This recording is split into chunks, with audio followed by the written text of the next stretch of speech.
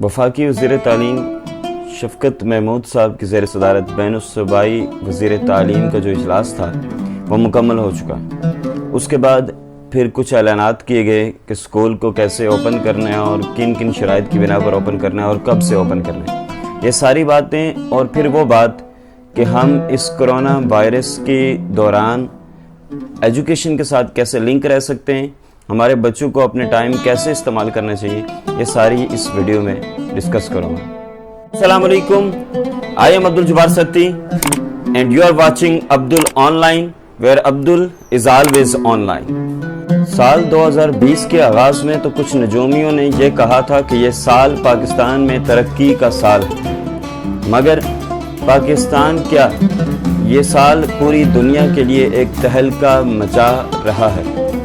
ये तहलका भी किसी आफत से कम नहीं और किसी कुदरती आफत से कम, जो लाखों लोगों की जानें ले चुका, जो करोड़ से ज़्यादा लोगों को मुतासिर कर चुका, जिसने ममालिक की मईशत का बेड़ा गर्क कर दिया और फिर जिसने तालीम और हमारे बच्चों के मुस्तकबिल पर सवालिया निशान खड़ा कर दिया। जी हाँ, आज की इस वीडियो में मैं आपको बताना चाहता हूँ कि अगर आप भी तालिब इल्म हैं या किसी तालिब इल्म के वालिदैन, तो फिर आपको इन कोरोना वायरस की पाबंदियों के साथ अपने बच्चे की तालीम को कैसे ऊपर लेकर जाना है।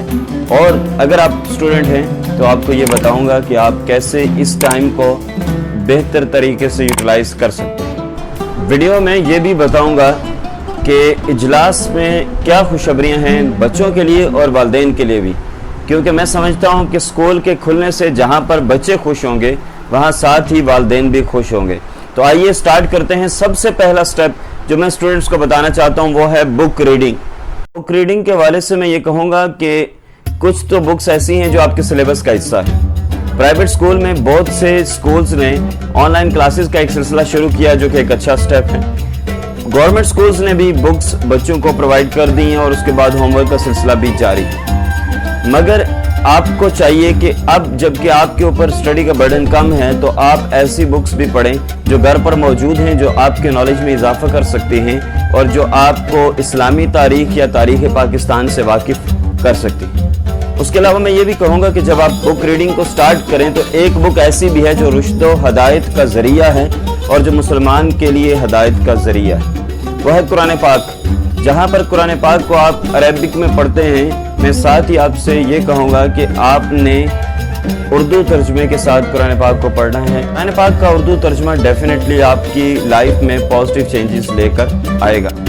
उसके बाद आगे बढ़ता हूँ तो मैं ये कहूँगा कि इस कोरोना वायरस की पाबंदियों के दौरान स्टूडेंट्स के लिए राइटिंग का फैक्टर बहुत ज़्यादा इंपॉर्टेंट है, जिसके 3 सेगमेंट्स में डिस्कस करना चाहता हूँ। एक तो ये कि आपने अपनी राइटिंग स्पीड को इम्प्रूव करना है, यानी सुबह और शाम जब लिखेंगे आप तो आपकी राइटिंग स्पीड डेफिनेटली इम्प्रूव करेगी। इसके अलावा आपने हैंड राइटिंग को इम्प्रूव करना है। आप जब बार बार लिखेंगे तो आपने साथ खुशखत लिखने की भी कोशिश करनी है। तीसरे नंबर पर मैं ये गुजारिश करूँगा कि राइटिंग में क्रिएटिव राइटिंग को भी फोकस कीजिएगा, यानी खुद से कोई प्लान बनाएं, खुद से कोई बात बनाएं और उस बात को फिर लिखना शुरू करें, इंग्लिश में भी और उर्दू में भी।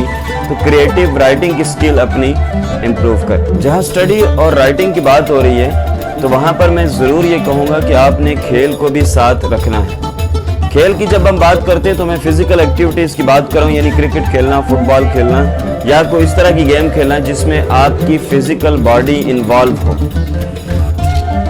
It is a well known proverb, a sound body will have a sound mind.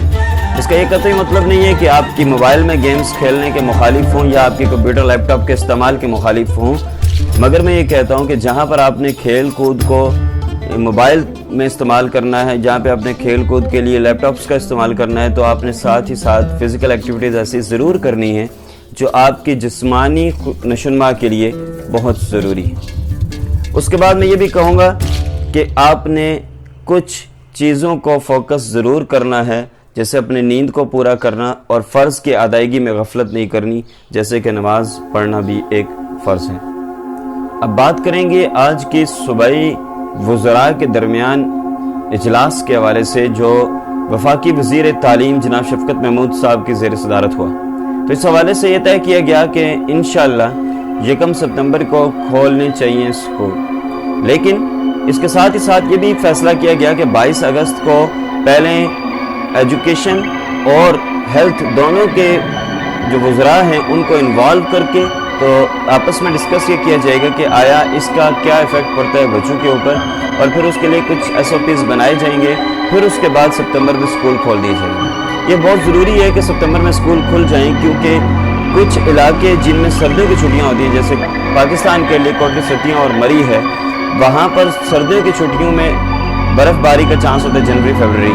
तो अगर सितंबर में स्कूल नहीं खुलते तो सितंबर, अक्टूबर, नवंबर, दिसंबर, ये 4 मंथ्स जो हैं वो भी कम होंगे 9th-10th के स्टूडेंट्स की तैयारी के लिए। इसलिए हमारी दुआ है कि सितंबर में स्कूल खुल जाएं और 22 अगस्त को होने वाली मीटिंग में पॉजिटिव रिपोर्ट्स और पॉजिटिव बातें ही हों। हमारी दुआ है कि पाकिस्तान को अल्लाह ताला दिन दुगनी रात चौगुनी तरक्की अता फरमाए और इस तरह की कोई भी कुदरती आफात से पाकिस्तान को अल्लाह ताला और सारी दुनिया को अल्लाह ताला बचाए। So this was all about this video. अगर आपने मेरा चैनल अभी तक सब्सक्राइब नहीं किया तो सब्सक्राइब कीजिएगा, साथ मौजूद बेल आइकन भी प्रेस कीजिएगा ताकि मेरी आने वाली एजुकेशनल, मोटिवेशनल, इंस्पिरेशनल वीडियोस आप तक पहुंच सकें।